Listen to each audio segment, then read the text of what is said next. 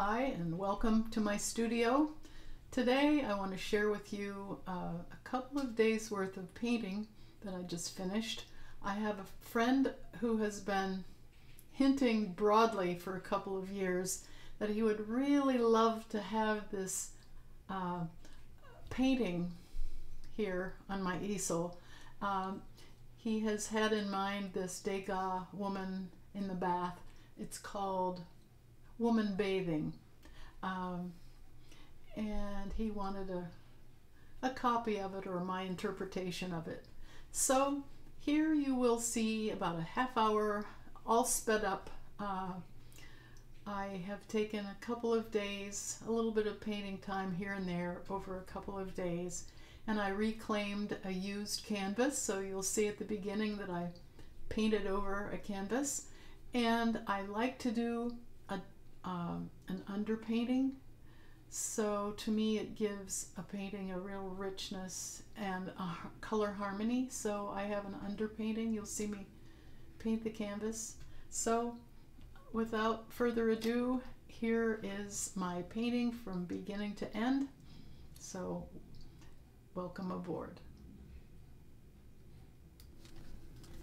Okay, you can see an underpainting here from an old painting. I had gessoed over it a little bit, and now I'm actually doing the painting's underpainting. I'm putting some ultramarine blue down because I felt like Degas' reference here on the right, this is Degas' Woman Bathing.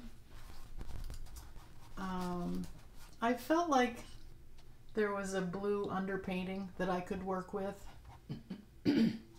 Here I'm using white chalk and sort of drawing into the blue paint, even though it's not dry. I wanted to get started and kind of roughing in approximately where the lady is standing and the other elements in the painting.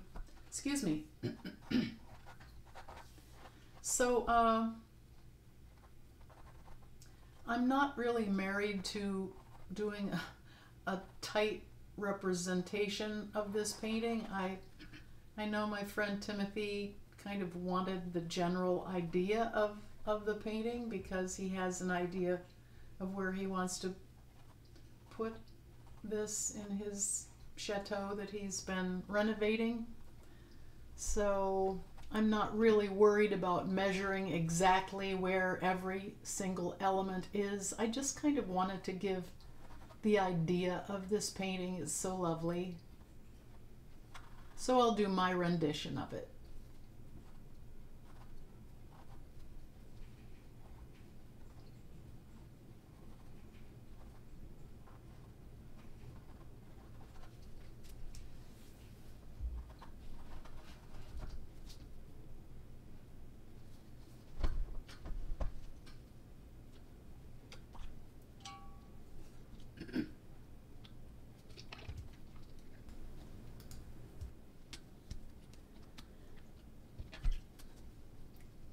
Degas did this painting originally in pastel, and I'm using acrylic paint. So that's right off the bat, we're looking at apples and oranges, so I'm not holding myself too closely to his version because the two mediums don't work the same,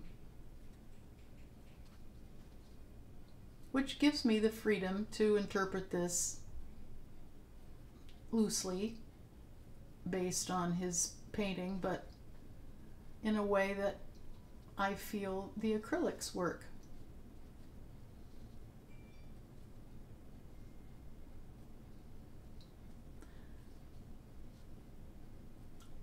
I like the idea of giving a bit of the undercolors. I'm sort of building up color here, but I like the idea of having the under layers peek through, and here I'm making sure that the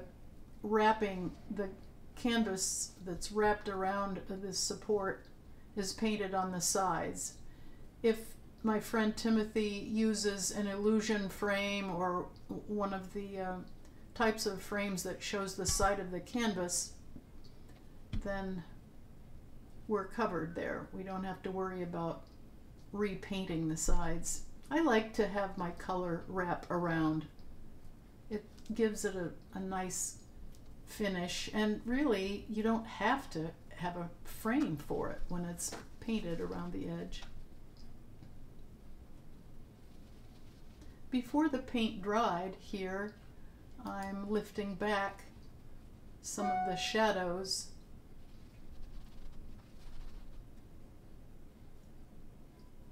just to get that started, that shadowy color started.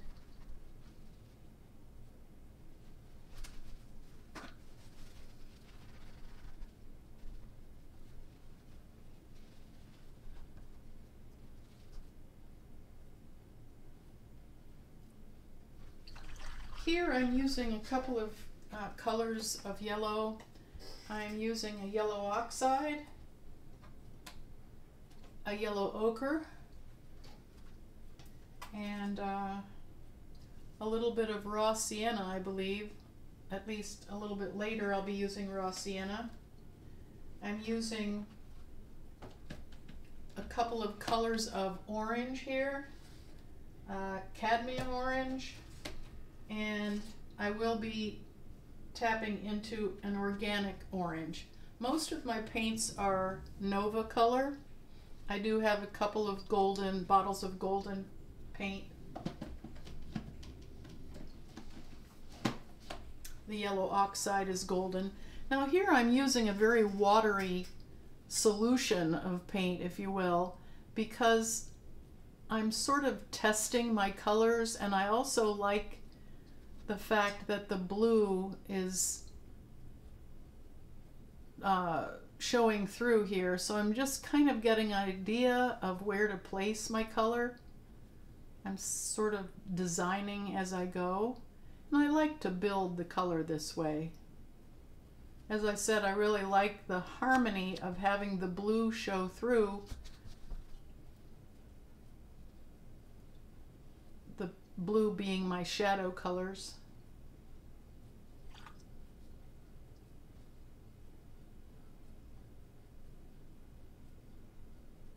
Lately, I've really been enjoying using this mop brush as I'm painting. I think by nature, because I painted in watercolor for so many years, I really do like to paint in sort of a watercolor style with my acrylic sometimes, and then build up as I want to, all the way to impasto. Here's some thick paint. I'm putting in my highlights of the skin. No matter how much I paint with acrylics, I'm never quite sure how they're going to dry. You know, acrylics dry darker than they are when they're wet, and watercolors do the opposite. Watercolors fade as they dry, and acrylics, you know, each color dries differently. Some dry a little bit darker. The yellows seem to not go a lot darker, but then some of the darker colors sort of fade away and almost die. They have a flat sort of sheen to them, and they just, the beauty of the color kind of goes away. And even at the end of this video, I'm showing you the finished product, but I haven't varnished it yet. So a lot of times the varnish will really bring out some of the darks, just like they do in oil painting. So that'll be an interesting experiment too.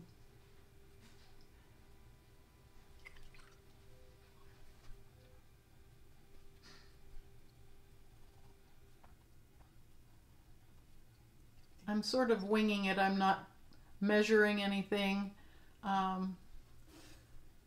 And a little bit later, I will be making some more changes to her torso because it didn't quite work for me, but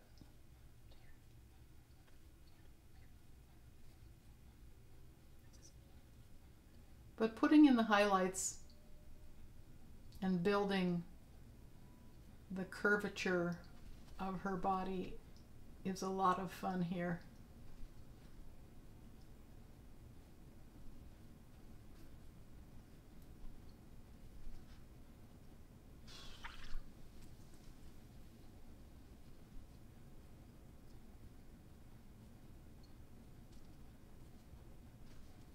The wonderful thing about acrylics, if you lay something down that you don't like, you can easily change it. Just paint over it. Paint over it with a different color.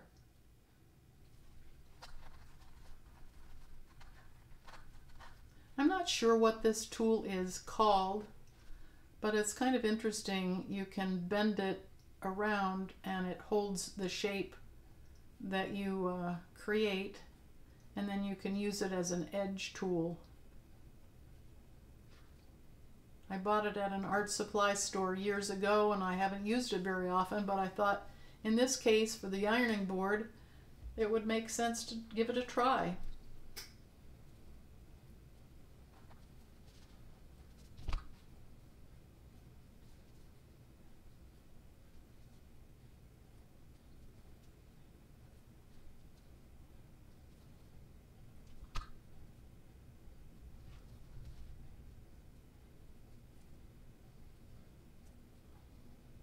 I'm not happy with the white of that ironing board, but it's just a layer. I will get to making it more settled down a little bit later in the video. It was interesting to me to use the paper towel, which left its own textural mark on the ironing board surface. That's kind of cool.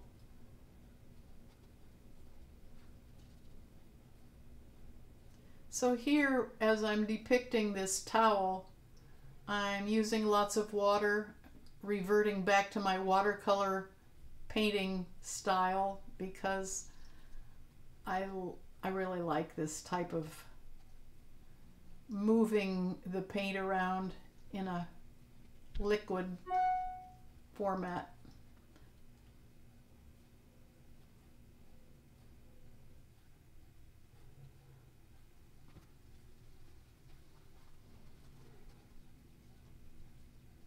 I apologize. Next time I make a video, I will turn my email program off. It keeps dinging in, I think. Sorry for the interruption. So I'm lifting the wet paint off to give it some shadows from the underpainting before the white dries. And I'm painting in an air-conditioned room, so the paint dries pretty quickly in air conditioning.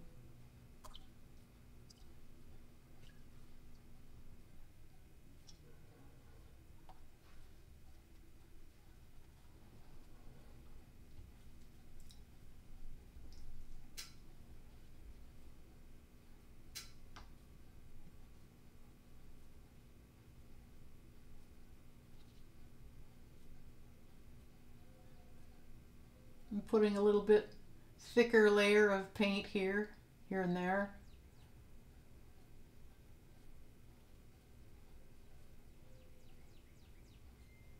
I'm not using white paint. I'm using gesso, which I often do when I'm mixing. I kind of like gesso. It has a lovely texture.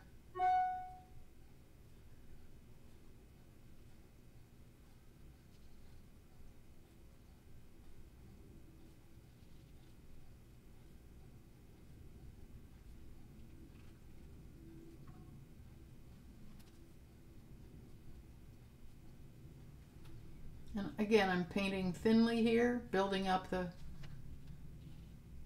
skin tones.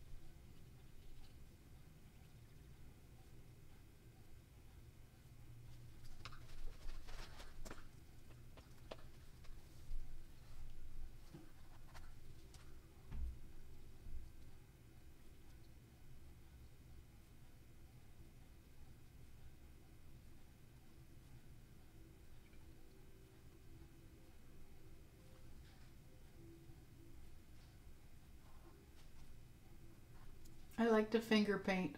I like to use my fingers to push the paint around to blend edges, soften edges. I'm realizing the shadow back there is not in the right place, so I'm repositioning it later.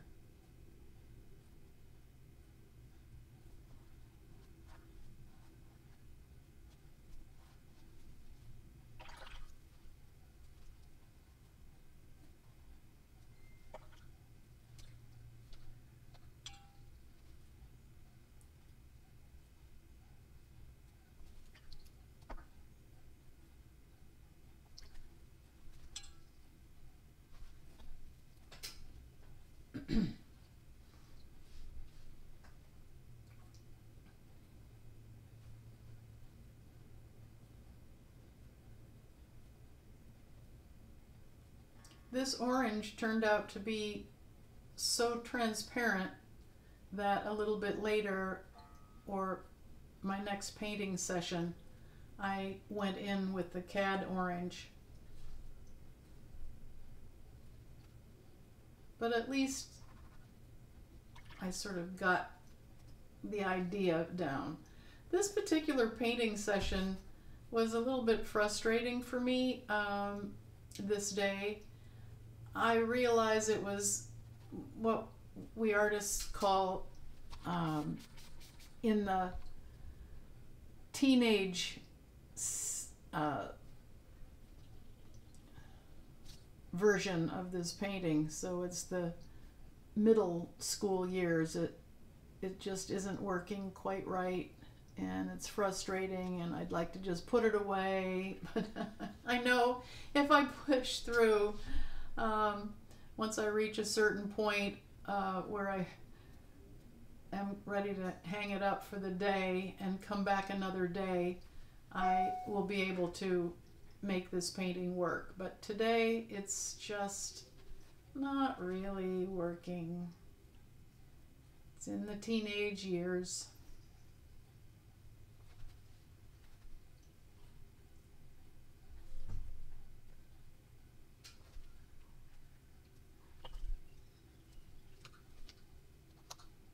The middle layers, the underlayer and the middle layer, really aren't going to be all that appealing.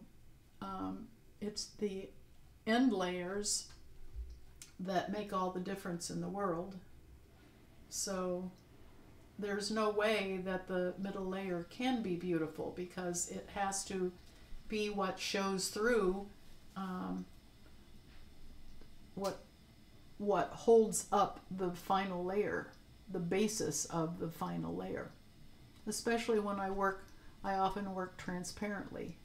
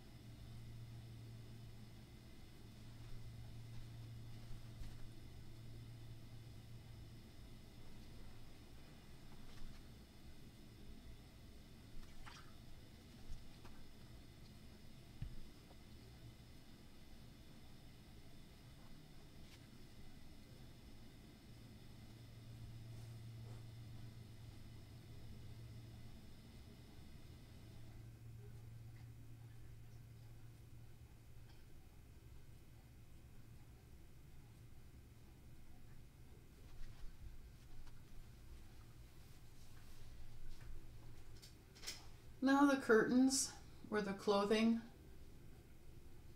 and like I said before, the orange, when it dries, turns out it's very transparent or translucent. So it sort of melds into the background, but that's okay. In the next session, we'll get our cadmium orange out, and this will be a nice underpainting, a suggestion of the orange.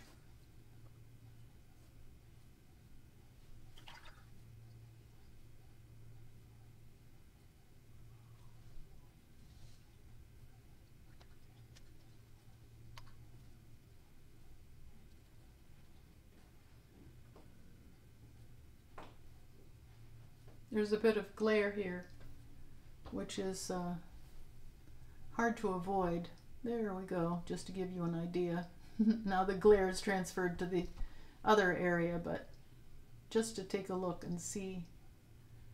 Sometimes I actually, when I'm painting here on my work surface, I watch myself paint in the on the computer screen rather than looking down at the painting. It gives me a little bit of perspective in terms of, well, I should say it gives me some objectivity. To look at it on the screen is looking at it like someone else would see it. It helps me take a step back.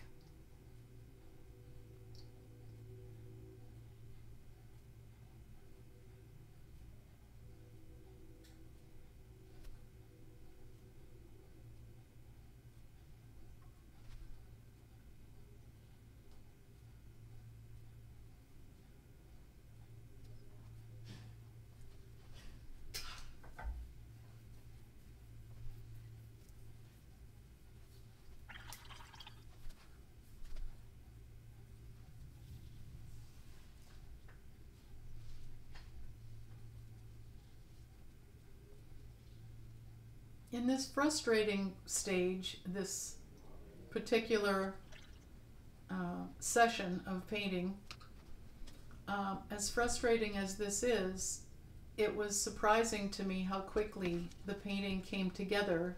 Now this is the next day, and I'm going in with some cadmium orange, which has a lot more strength. I also have added yellow green. This is Nova Color yellow green, and I felt like it really added a lot to the image. I'm using a reference here on the right that I found online, and I believe this particular reference might have a little more green in it than the original. I don't think I've ever seen the original of this painting, but anyway, I do really like the green added. It's a translucent green, and I feel like it did a lot for the painting. So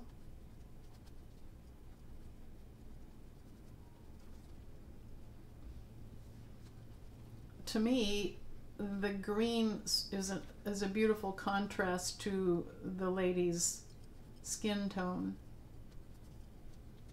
and it gave a little color harmony to the background, but got a little bit away from the yellow ochre.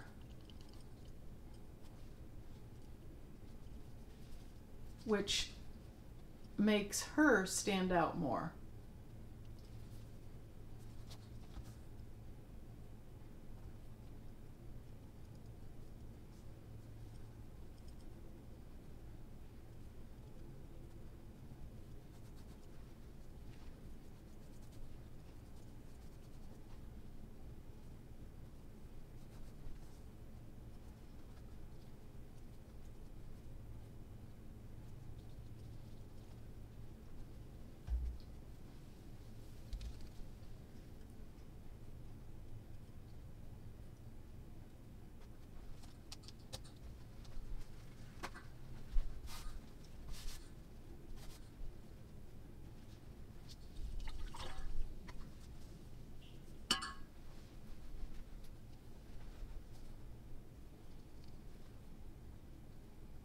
Now I'm giving some pops of orange from my cadmium orange, which doesn't fade into the background.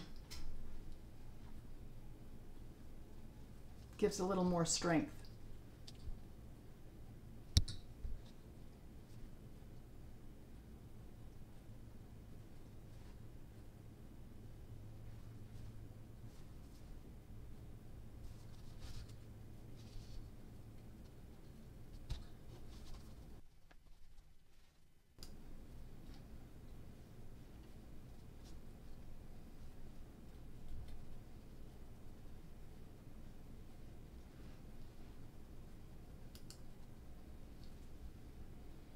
wanted to add a little bit of orange back into the various parts of the painting. It just feels like it brings it more alive.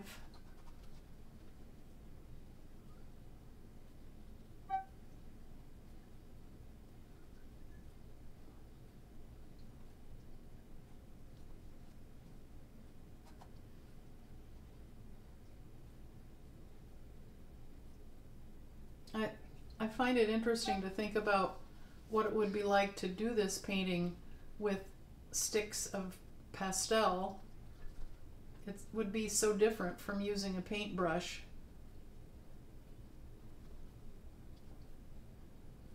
But I like my paintbrush. A lot of times lately I've been using these very cheap paintbrushes, but they move the paint around quite nicely.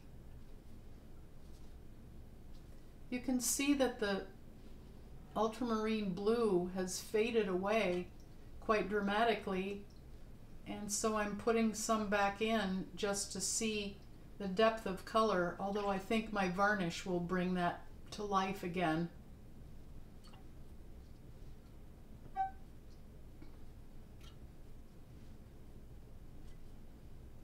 I'm reshaping her head a little bit.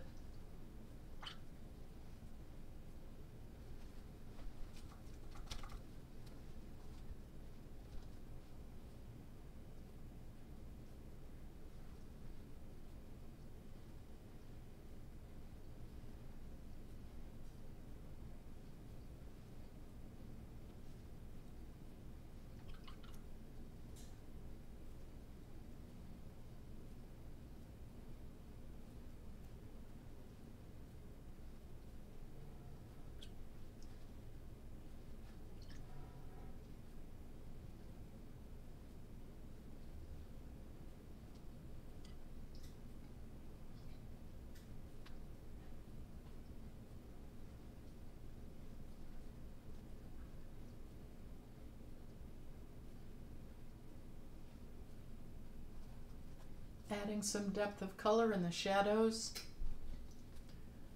Fully aware that as this dries it will settle down in color.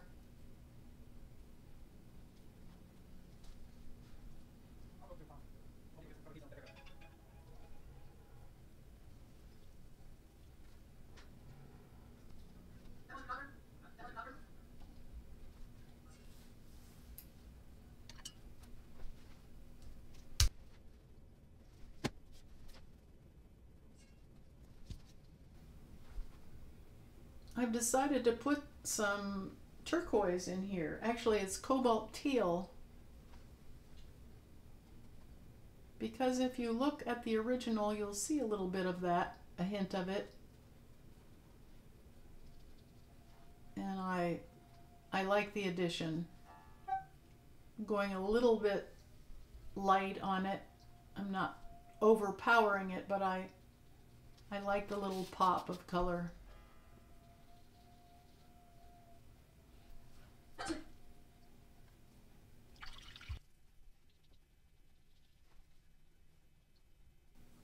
From here on out, I'm tweaking some of the shadows, which kind of gives the impression of a little bit rounder forms. Just adding a little shadow here and there to finish up.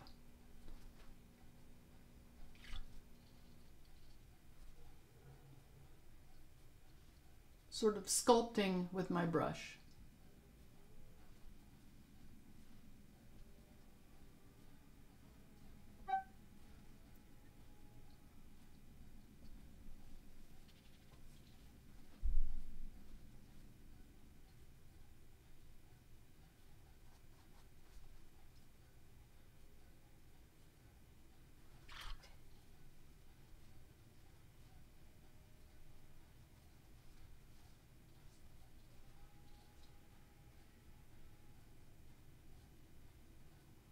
These vertical lines to me depict the way fabric would drape.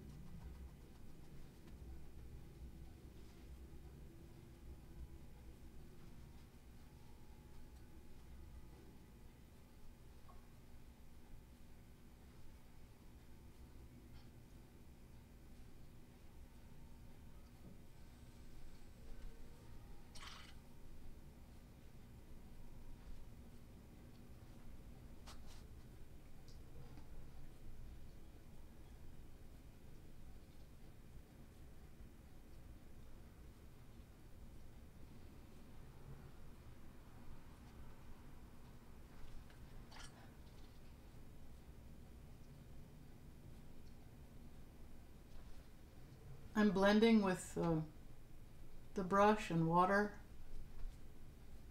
giving roundness to the various shapes.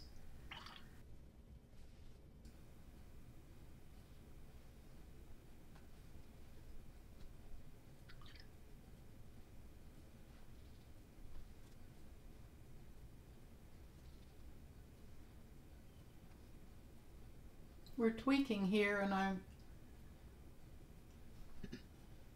hoping that I don't overdo, because I want this to look like an impression of a painting. I don't want it to look like a representational painting.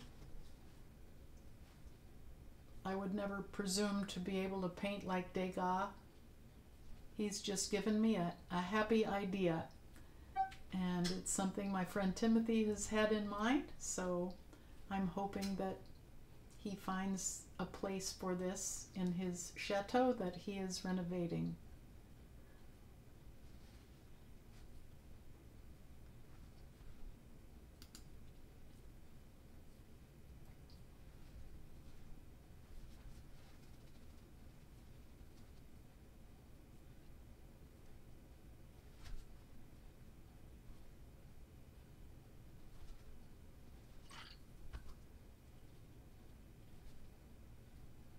I decided that I didn't want the towel to go quite that far over to the left, so I chopped a piece off of it.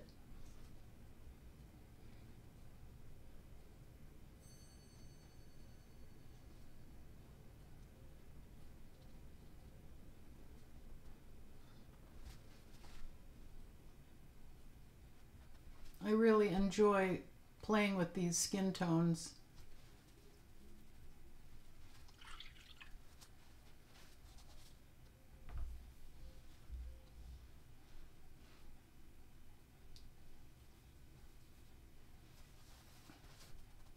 Of course, the skin tones in real life would not be orange like this, but I think it's really fun when you get away from the painting to allow the eye to mingle these colors together.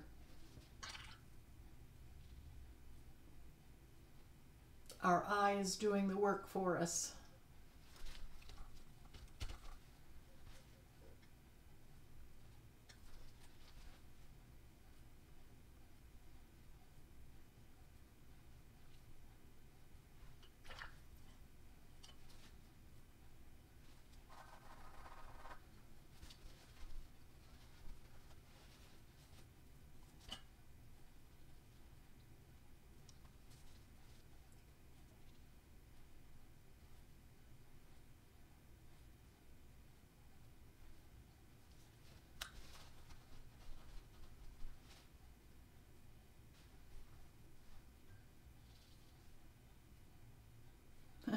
I went a little too dark, now I'm going a little bit lighter, mingling there.